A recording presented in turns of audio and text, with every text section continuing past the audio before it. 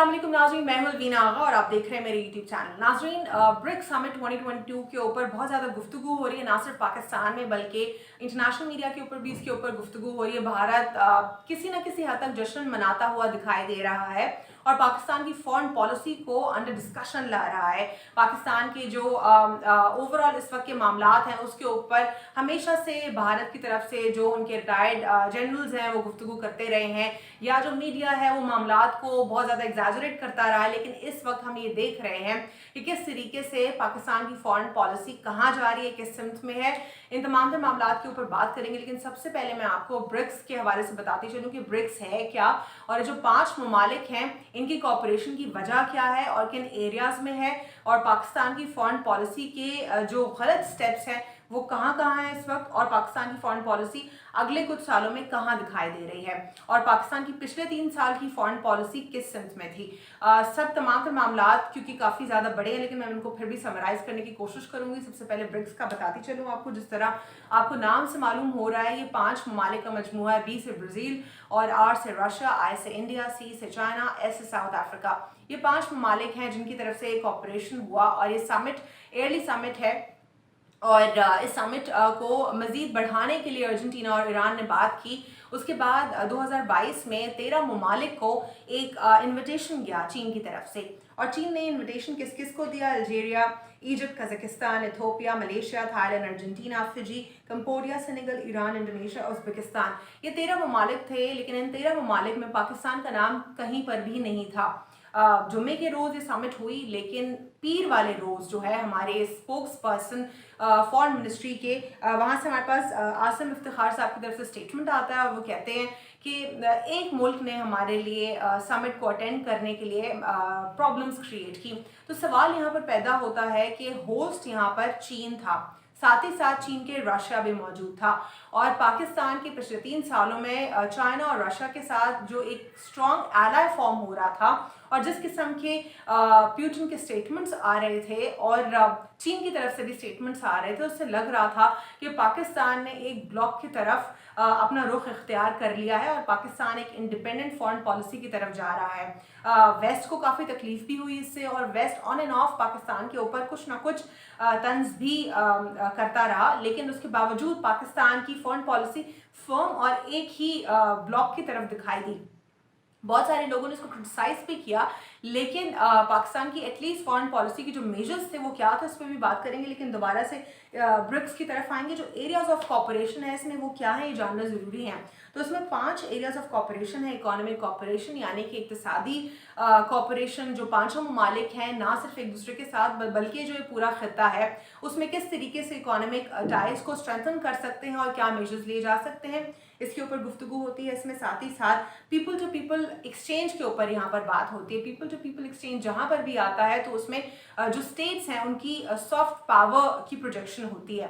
For instance अगर हम बात करें स्पोर्ट्स की, किसी 2 ममालिक के दरमियान अगर स्पोर्ट्स के मामले में कोई एक्सचेंज होता है तो ये एक सॉफ्ट पावर है, और ये पीपल टू पीपल एक्सचेंज या कॉन्टैक्ट कहलाता है। इसी तरीके से एजुकेशन मामलात भी 2 ममालिक के दरमियान जब एक्सचेंज होते हैं तो वो भी पीपल टू पीपल एक्सचेंज में ही आते हैं। जिस तरीके से स्कॉलरशिप्स स्टूडेंट्स को देना, उनको फैसिलिटेट करना, उनको रिसर्च के लिए अपने मुल्क में जगह फराहम करना, so on and so fourth.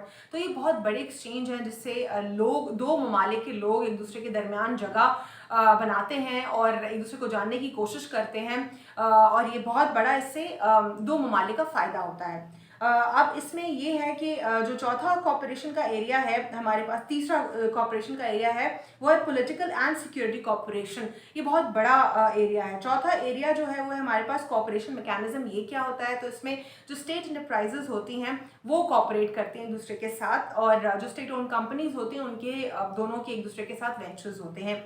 फिर इसके बाद जो 5वां है वो मीडिया कॉपरेशन है, यानी ये 5 मामला जिसके ऊपर ब्रिक्स काम करती है। एयरली ये बहुत बड़ा है।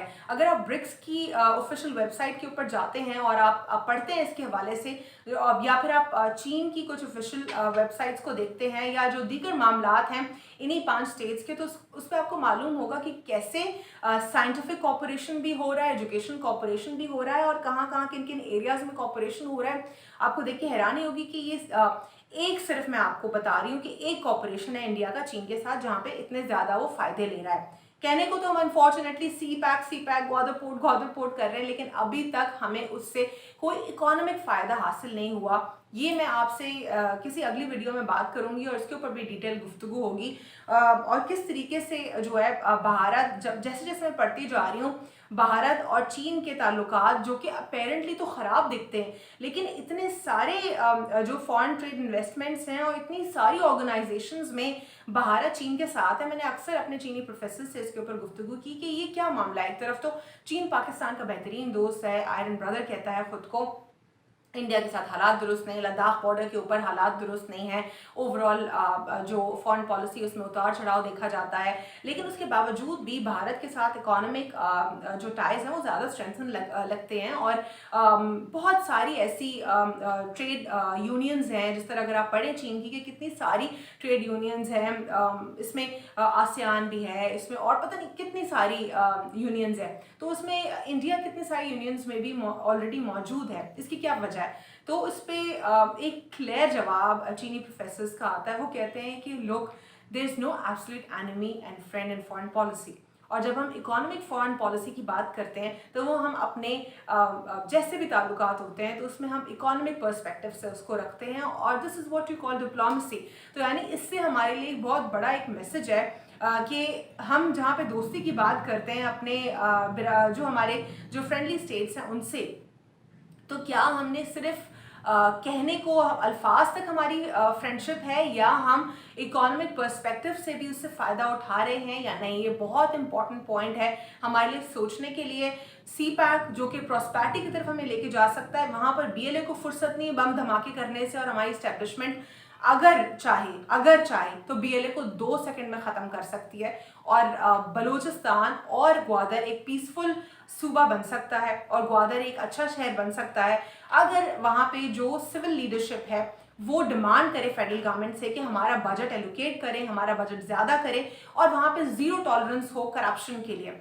और वहाँ पर ये कहा जाए कि जो भी मामलात होंगे इस पे करप्शन को टॉलरेट ना किया जाए, एजुकेशन को देखा जाए फलते फूलते हुए, हेल्थ को देखा जाए फलते फूलते हुए, और हर चीज़ का एक स्ट्रॉन्ग चेक एंड बैलेंस रखा जाए। तो ये चीज़ें देर नहीं है कि इसके ऊपर कोई काम होगा। मैं अपनी रिसर्च में भी इन तमाम तरह एरियाज़ के ऊपर बात कर रही हूँ कि किस तरीके से, और मैं इसके ऊपर मैंने काम करना शुरू कर दिया है कि किस तरीके से जो मामलात हैं वो बेहतर किए जा सकते हैं अगर हमारी सिविल और मिलिट्री लीडरशिप जो है वो वन पेज पर मतलब टेक्निकली आप समझ रहे हैं वन पेज पर, किस तरीके से वन पेज पर आए और पाकिस्तान के मामलात के ऊपर आए। रात को 12 बजे सिर्फ अदालतें ना खुले, और ना ही सिर्फ हमारे जो DGISPR साहब हैं वो जो सिटिंग गवर्नमेंट है उसको प्रोटेक्ट करें, जो हर इदारे का काम है वो अपना करें, और पाकिस्तान से इंतशार को ख़त्म करें। आपने देखा होगा कि शहबाज शरीफ साहब ने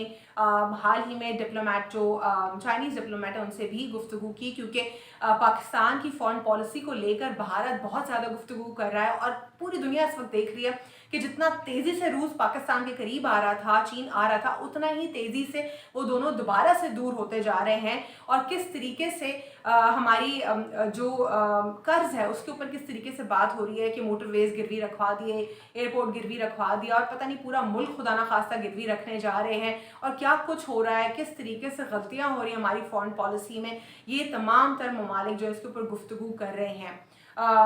दुआ करती हूँ कि हमारा अफगानिस्तान वाला हाल ना हो, जो अफगानिस्तान का हाल है, जो दर बदर अफगानिस्तान इस वक्त मुल्क है, एक अमेरिका ने ही उसको इतना दर बदर किया है। और अल्लाह करे हम लोग जो है हमारे पॉलिटिशियंस को, जो हमारे पॉलिटिकल थीव्स हैं उनको अल्लाह थोड़ी सी हया दे दे, और वो पाकिस्तान से मोहब्बत करें, और थोड़ी सी उनको जो है मैं कहती हूँ कि एहसास हो जाए उनको कि वो क्या कर रहे हैं इस मुल्क के साथ, जो इस वक्त हाल हो गया हमारे मुल्क का। यकीन करें अगर आप पेट्रियाटिक हैं आप ज़रूर रोएंगे, और पिछले 2 माह में शायद एक बार, 4-5 बार नहीं, 1 या 2 बार तो आप शायद ज़रूर रोए होंगे रोड्स को देखकर। कितनी उजड़ी हुई रोड्स हैं, कितनी मतलब गरीब का क्या हाल है। मुझे तो ऐसा लग रहा होता है बाहर जाके कि जैसे बिल्कुल लुट चुका है हमारा मुल्क, मतलब बहुत तकलीफ़ हो रही होती है। हर जगह हमारे मुल्क में प्रॉब्लम्स और इश्यूज़ क्रिएट हो गए हैं। یہ تمام تر سارے معاملات تھے اور خیر اس کو سمرائز کروں گی ویڈیو کو اور کوئکلی میں اس پہ ذرا جو عاصم افتخار صاحب ہیں ان کا اسٹیٹمنٹ کا ریباٹل بتاتی ہوں. وہ کہتے ہیں جس طرح میں نے بتایا بھی پہلے کہ ہمارے لیے انڈیا نے جو ہے پرابلمس کریٹ کی, تو انڈیا تو ہوسٹ تھا ہی نہیں, انڈیا ایک پرماننٹ ممبر ہے, لیکن رشیا بھی ہے, چائنا بھی ہے. آخر کیسے منڈے کو آپ یہ اسٹیٹمنٹ دے سکتے ہیں؟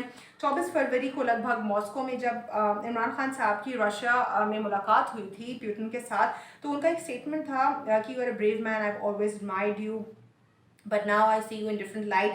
I will do and we will do anything for your country. اور یہ عمران خان صاحب کو کہا تھا, اور یہ کافی بڑا ڈیٹیل ان کا جملہ تھا جس میں انہوں نے عمران خان صاحب کے ساتھ اپنی جو اپنا لگاؤ ہے اس کا اظہار کیا تھا. اور اس کے بعد آپ کو یاد ہوگا ایک اور ٹویٹ انہوں نے کیا تھا جو کہ کولونیلزم کے حوالے سے کیا تھا انہوں نے, اور کہا تھا کہ کیسے آج بھی دنیا جو ہے اس کولونیل ورلڈ کی طرح چل رہی ہے اور اپنی ایک انڈیپینڈنٹ فارن پالیسی نہیں بنا پا رہی, اور وہ بھی پاکستان کی طرف ہی اشارہ تھا. اور اگر آپ دیکھیں کہ جتنے بھی غربت سے بھرپور ملک ہوتے ہیں اس میں انفلیشن ریٹ ہائی ہوتا ہے, اس میں ٹیکسز سب سے زیادہ ہائی ہوتے ہیں, اور پاکستان کے حال بھی ویسے ہی دیکھے جا رہے ہیں. جو وہ افریقی ممالک ہیں جو در بدر ہیں جہاں پہ انفلیشن بہت ہائی ہے, ٹیکسز بہت ہائی ہے, پاکستان بھی اسی سمت میں انفارچونیٹلی جا رہا ہے. آج کے لیے اتنا ہی, اللہ حافظ, گاڈ بلیس یو آل.